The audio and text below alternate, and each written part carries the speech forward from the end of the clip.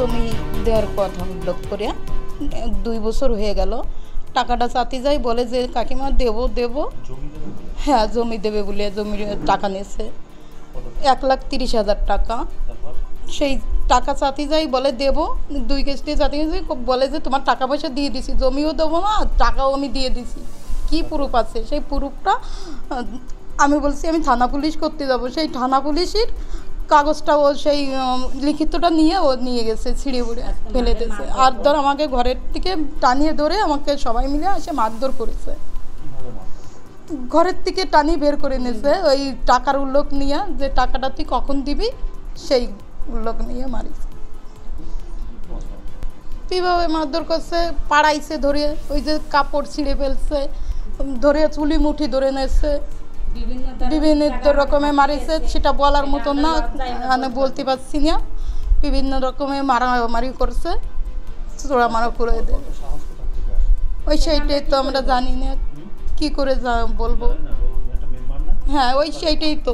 আমি তো এতই বলেছি, বলা তুই একটা জায়গায় আছিস বাবা, তুই টাকাটা দিয়ে দে, একটা মেম্বার। আমি বলছি দেখ তোর মানুষের বিজেপির জমি দেবে দিয়া 1,30,000 টাকা নিয়েছে। তা আমার দিদি বারবার যায়, ওই বিজয় সে মেম্বার হয়েছে আমাদের এইখানে পঞ্চায়েতে। বারবার আমার দিদি যায়, বলে দেব, এখন বলে দেব না। আমাদের একটা লিখিত ছিল জমির ব্যাপারে, সেই লিখিতটা নিয়ে আমরা বলেছি তুই দিবি না যখন, আমরা এই থানায় কেস করবো এই লিখিতটা নিয়ে। তাহলে সে লোকজন নিয়ে এসে আমাদের মারধর করে লিখিতটা আমাদের কাছেতে নিয়ে যায়। এরা বিভিন্ন ধরনের আচরণ করেছে, যে কোনো সবজি আমার না থইছে, এমন এমন জায়গায় আমার হাত দিয়েছে, তা বলার মতন ভাষা আমার নেই।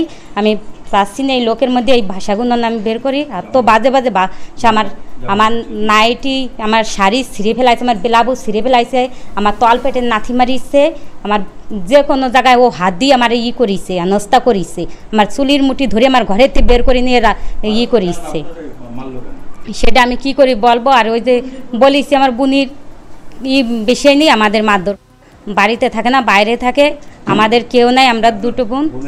হ্যাঁ, প্রতিবাদ করতে যাইয়া এই করিছে আমাদের সঙ্গে। এটা তো বিজেপির সংস্কৃতি, উনি তো বিজেপির মেম্বার। ঘটনাটা ঘটেছে যে সকালবেলা, আমি সকালবেলায় শুনলাম যে এরকম বিষয়, জমি দেবো বলে টাকা নিয়েছিল 1,30,000 টাকা। সে টাকা চাইতে এসেছিলো কালকে বাজারে। সেই পরিপ্রেক্ষিতেই আজ সকালবেলা দলবল নিয়ে গিয়ে বেধড়ক মেরেছে যা টাকা মহিলাকে, 2 মহিলা 2 বোনকে বেধড়ক মেরেছে এবং বিভিন্নভাবে অত্যাচার করেছে। আজকে সকালবেলায় শুনলাম বিষয়টা আমাদের সিন্দানি নতুন পাড়ার মেম্বার, উনি জনপ্রতিনিধি আমাদের পঞ্চায়েতের, বিজয় বাইন। উনি জমি দেবো বলে বন্ধক, যেটা বলে জমি বন্ধক দেবে বলে এক মহিলার কাছ থেকে, বিধবা মহিলার কাছ থেকে 1,30,000 টাকা নেয়। তা সে জমিও দেয় না, এমনকি টাকাও দেয় না, বিভিন্ন সময় টাকা চাই দেয় না। তা গতকাল সিন্দানি বাজারে টাকা চাইতে এসেছিলো।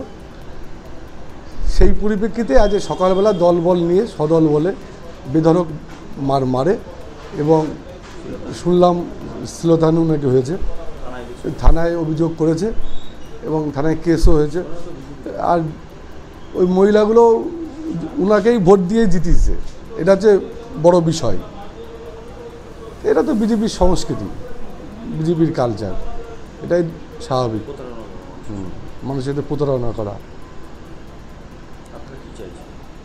আমরা চাইছি আইনে গেছে, আইনের মাধ্যমে বিচার হোক।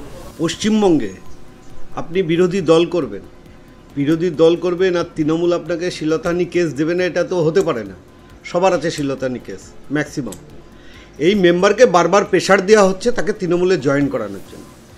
যেহেতু সে তৃণমূলে জয়েন করবে না, বিজেপির একনিষ্ঠ কর্মী এবং বিজেপি সে মেম্বার, তার জন্য পরিকল্পিতভাবে এইটা করেছে। এটা সমস্তটাই মিথ্যে। বলছি না আজকের থেকে না, দীর্ঘদিন ধরে তাকে চাপ সৃষ্টি করা হচ্ছে তৃণমূলে যোগদান করানোর জন্য। করছে না বলে একের পর এক ওকে এই শ্লীলতাহানি কেস দিয়ে পাজেল করে দিচ্ছে, কিন্তু ওর মেরুদণ্ড সোজা আছে।